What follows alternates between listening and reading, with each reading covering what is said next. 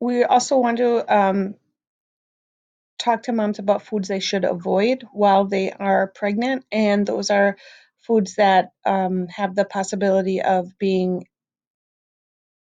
of having listeria, which is a foodborne illness that can cause moms to have a spontaneous abortion. So foods that we see listeria in: soft cheese like queso, brie. If they're going to eat lunch meats, they should be microwaved or boiled first to decrease the risk of listeria. Cantaloupe, spinach, they need to be cleaned very well before consumption to decrease the risk of listeria. Now, what if mom is high risk? High risk pregnancy would be a mother who is less than 15 years of age, has had too many pregnancies close together, or has a history of poor pregnancy outcome, or is living in poverty, has lack of healthcare access, lower education level, currently has an inadequate diet, or cigarette smoking, alcohol or drug abuse. If mom has a chronic disease like pre-existing diabetes, hypertension, if mom has not gained enough or has gained too much, or if mom is pregnant with multiples, they would be considered a high-risk pregnancy. Also, age, we talked about age of less than 15, but age of over 35 would also be a high-risk pregnancy. So those moms need to get in for prenatal care, and they need to make sure that they're taking those prenatal vitamins. You have the MyPlate for Pregnancy recommendations.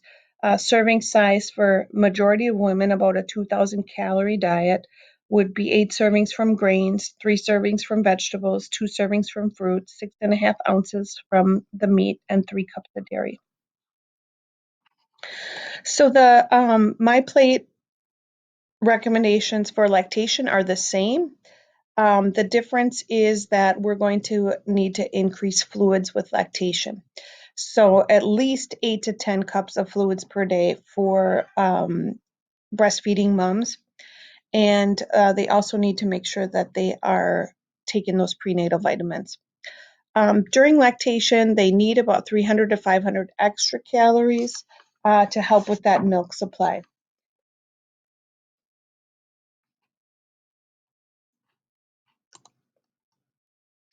And then when we're working with pregnant and breastfeeding moms, or moms who want to become pregnant, we want to talk to them about how breastfeeding is the best way to feed their child, but we also want to support them if they choose not to breastfeed as well. The American Academy of Pediatrics recommends exclusive breastfeedings through 6 months of age, or formula feeding through 6 months of age. So in your book, it says that we're ready to introduce solid foods to baby at about 4 to 6 months. But really, if we're following those American Academy of Pediatric recommendations, it's 6 months. And we'll talk more about that when we get to infancy. Why are we promoting breastfeeding? Well, breastfeeding can help with mother-child bond. It can promote normal tooth and jaw alignment. It is obviously economical because it's free. Um, Babies who are breastfed have a decreased risk of ear infection, decreased risk of GI diseases, and may reduce the risk of sudden infant death syndrome. And then we do have some data on decreasing health problems later in life, like type 2 diabetes, obesity, high blood pressure, and some allergens.